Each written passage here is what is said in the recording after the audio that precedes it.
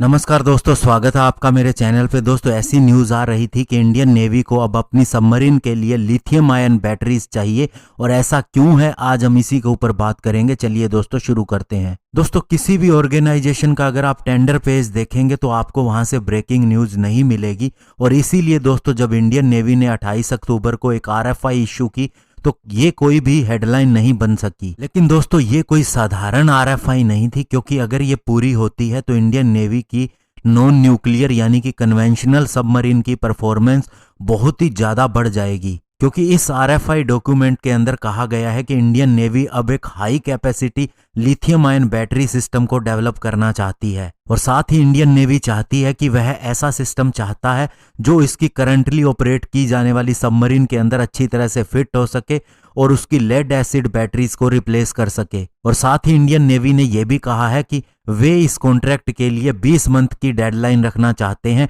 जब से ये कॉन्ट्रैक्ट दिया जाएगा। लेकिन दोस्तों ये इतनी बड़ी डील कैसे है, तो मैं आपको बताना चाहूंगा कि पिछले 100 सालों से जितनी भी कन्वेंशनल सबमरीन होती हैं उनके अंदर लेड एसिड बैटरीज होती हैं, जो कि दोस्तों अंडर वाटर प्रोपल्शन के काम आती है। और जब शिप ऊपर आता है तो उस समय इसका जो डीजल इंजन होता है वो अपना काम करता है और साथ ही इन बैटरीज को चार्ज कर देता है। और इन बैटरीज के ऊपर चलने वाली सबमरीन के लिए कहा जाता है कि वे बहुत ही क्वाइट होती हैं, शांत होती हैं, इसीलिए उन्हें डिटेक्ट करना अंडर वाटर भी बहुत ज़्यादा मुश्किल होता है अगर इसका कंपैरिजन किसी न्यूक्लियर पावर्ड सबमरीन से किया जाए। लेकिन दोस्तों लेड एसिड बैटरीज क्या नुकसान ये होता है कि ये केवल 2 दिन के लिए ही पावर दे सकती है, और फिर क्या होता है सबमरीन को पानी के ऊपर आना पड़ता है, क्योंकि उसे एयर चाहिए होती है, तभी उसका डीजल इंजन स्टार्ट होगा और इन बैटरीज को दोबारा से चार्ज करेगा। तो ऐसे में सबमरीन को डिटेक्ट होने का खतरा रहता है और उसके ऊपर कभी भी अटैक कर सकता है दुश्मन। लेकिन दोस्तों ऐसा नहीं है कि इसका कोई और इंतजाम नहीं किया गया है। बहुत से देशों ने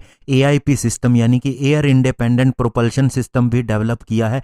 इसके अंदर क्या होता है कि एक ऐसा डीजल इंजन लगाया जाता है जो लिक्विड ऑक्सीजन और फ्यूल सेल्स का इस्तेमाल करता है और पानी के अंदर ही स्टार्ट हो जाता है। और ऐसा नहीं है कि इंडिया इसके ऊपर काम नहीं कर रहा, DRDO इसके ऊपर काम कर रही है, एक फ्यूल सेल सिस्टम को डेवलप कर रही है इंडियन नेवी के लिए। और ये फ्यूल सेल फॉस्फोरिक एसिड को एक इलेक्ट्रोलाइट के रूप में इस्तेमाल करती है, जो हाइड्रोजन जिसे कि सोडियम बोरोहाइड्राइड से जनरेट किया जाता है उसके साथ रिएक्ट करता है, और साथ ही लिक्विड ऑक्सीजन के साथ भी रिएक्ट करता है, और इस तरह से इलेक्ट्रिसिटी जनरेट करता है। और ये माना जाता है कि DRDO की फ्यूल सेल का लक्ष्य ये है कि वह 14 दिनों तक सबमरीन को पावर देगा कि वह पानी के अंदर रह सके। लेकिन दोस्तों AIP सिस्टम का एक नुकसान होता है कि ये सबमरीन की कॉम्प्लेक्सिटी बहुत ज़्यादा बढ़ा देता है, स्पेशली इसके कंस्ट्रक्शन को लेके, और साथ ही इसका वेट भी बहुत ज़्यादा बढ़ जाता है। तो यही कारण है दोस्तों इंडियन नेवी चाह रही है कि लिथियम आयन बैटरीज उसे मिले, और इसका फ़ायदा ये होगा लेड एसिड बैटरीज की तुलना में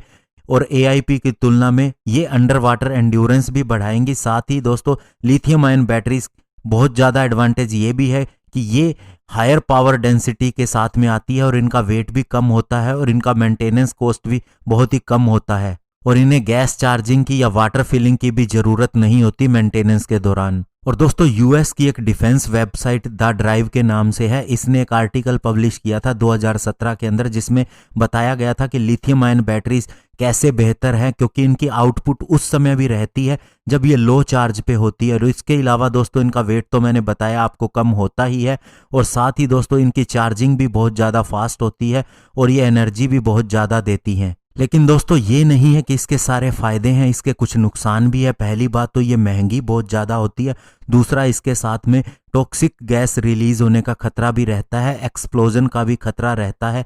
तो ऐसे में दोस्तों डैमेज को कंट्रोल करने के लिए भी बहुत सी चीज़ें करनी पड़ती हैं।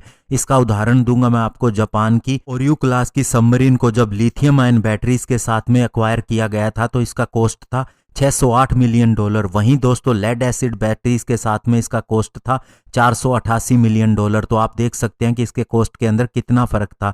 तो इसीलिए दोस्तों ये भी है कि इसके नुकसान भी है, लेकिन इसका बेनिफिट जो है वो ज़्यादा है। इसीलिए इंडियन नेवी इसे खरीदने के बारे में और इस प्रोजेक्ट के ऊपर काम करने के लिए सोच रही है। धन्यवाद, जय हिंद।